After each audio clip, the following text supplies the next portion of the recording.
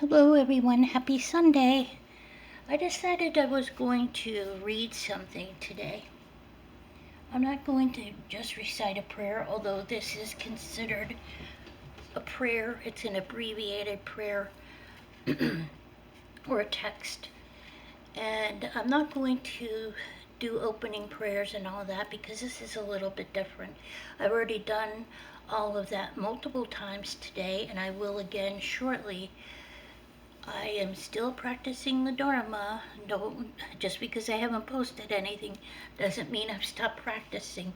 But I'm going to recite the Aspiration of Samantabhadra.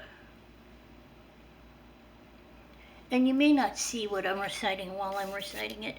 The text is actually very tiny, so I have to keep it close to my face. There you may see, can you see Samantabhadra, Yabhyam, in union, co-emergent. And I've been doing some cleaning today, and this just happened to kind of make itself known to me. I've read it plenty of times, but I'm going to read it again. The Aspiration of Samantabhadra, from the Northern Treasurer's mind of penetrating openness. Sita A. This extraordinary aspiration prayer, whereby samsaric sentient ones cannot help but become Buddhas, was spoken by the primal Buddha, Samantabhadra. Ho! Everything of all that appears and exists, samsara and nirvana, is an illusory display of knowing or ignorance with one basis, two paths, and two fruits. Through Samantabhadra's aspiration, may everyone become Buddha, manifestly complete in the palace of the Dharma sphere. The underlying basis is non-composite. It is an ineffable, self-arisen, vast expanse named neither samsara nor nirvana. If just that is known, such is Buddha. If not, such is a sentient one drifting through samsara. May every sentient one in the three realms know the ineffable fact, the basis. I myself, Samantabhadra, innately know from its basis suchness, the basic fact void of cause or condition, is not flawed by outward inflation or inward detraction, nor covered by the dark veil of unconsciousness. Hence, self-appearances have not been tainted by faults. Within that, having fallen senseless through blankness, a consciousness of panic started forth. In a jumble from it arose self, other, and perceived enemies. Through the accretion of imprints, involvement in samsara came about by degrees. From that, the afflictions, the five poisons have increased. The five poisons' actions are without cease. Hence, as the basis of sentient one's confusion is unconsciousness ignorance, through the aspiration of myself, the Buddha, may every one of all the three realms' sentient beings perceive Rigpa itself. Co-emergent ignorance is a distracted, unaware consciousness. Thoroughly conceptualizing ignorance is to grasp at self and other as two. The two types of ignorance, co-emergent and thoroughly conceptualizing, are the basis of all sentient one's confusion. Through the aspiration of myself, the Buddha, may the enshrouding darkness of every samsaric being's unconsciousness be cleared away. May this consciousness that grasps at duality become lucid. May Rigpa's own face be recognized. The mind of dualistic grasping is doubt. From the arising of minute clinging, dense imprints have accrued by degrees. One is tormented by desires that crave the attractive food, wealth, clothes, place, friends, the five desirables, and loving kin. Such are worldly confusions. Endless and limitless are the actions of grasping, mind, and grasped at objects.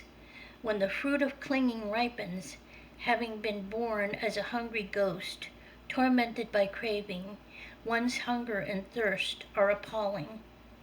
Through the aspiration of myself, the Buddha, lustful and clinging sentient ones should neither reject desirous yearning nor accept lustful clinging. Causing Rigpa to be held in its own place by releasing consciousness in the natural state, may all discriminating wisdom be attained. A subtle consciousness, dreading appearances that are outer objects, has started forth. Perceived enemies, gross striking and killing have arisen through the accretion of aversive imprints. When the fruit of aggression ripens, how miserable the hells smelting and burning. Through the aspiration of myself, the Buddha, with intense aggression, when intense aggression has arisen in every sentient one among the six wayfarers, it should be released into the natural state without rejecting or adopting it, causing Rigpa to be held in its own place.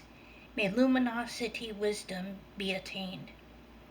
A mind that demeans and competes with others has arisen. From an inflated attitude, having developed a mind of built-up pride, one acts out of the misery of conflict among self and others. When the fruit of such actions ripens, one is born as a God-tasting transition and downfall. Through the aspiration of myself, the Buddha, sentient ones in whom conceit has arisen should release consciousness in the natural state, causing Rigpa to be held in its own place. May the fact of equality be realized. The painful actions of praising oneself and demeaning others manifest through imprints accrued by dualistic grasping. From the accretion of conflict and competition, one is born in the not quite God's abode of carnage. Its fruit will be to fall to hellish abodes. Through the aspiration of myself, the Buddha, you in whom competition and conflict have arisen, release them in the natural state without perceiving enemies, causing consciousness to be held in its own place. May there be the wisdom of unimpeded activity. Through unconsciousness, apathy, and distraction, through being dense, dull, and forgetful, through laziness, delusion, and falling senseless, one will know the fruit to roam as an animal without protection. Through the aspiration of myself, the Buddha, may the radiance of clear recollection dawn upon darkness, sunk in delusion. Thus may non-conceptual wisdom be attained. Every sentient being, whosoever, in the three realms, is equal to myself, the Buddha. The underlying basis, yet that basis, has become the ground of confused unconsciousness. Now you pursue pointless actions. The six actions are like confused dreams. I am the primal Buddha. Through emanations I tame the six types of wayfarers. Thus, through Samantabhadra's aspiration, may every sentient one, without exception, become Buddha in the Dharma sphere. Aho!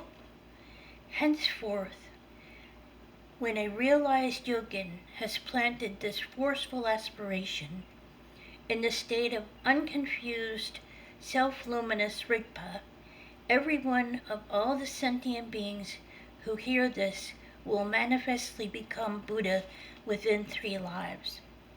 If at times of solar, lunar, or planetary eclipses, earth claps and quakes, solstices, or the changes of the years, one will generate oneself as Samantabhadra and recite this in a place where all will hear, the every one of all the three realms sentient beings.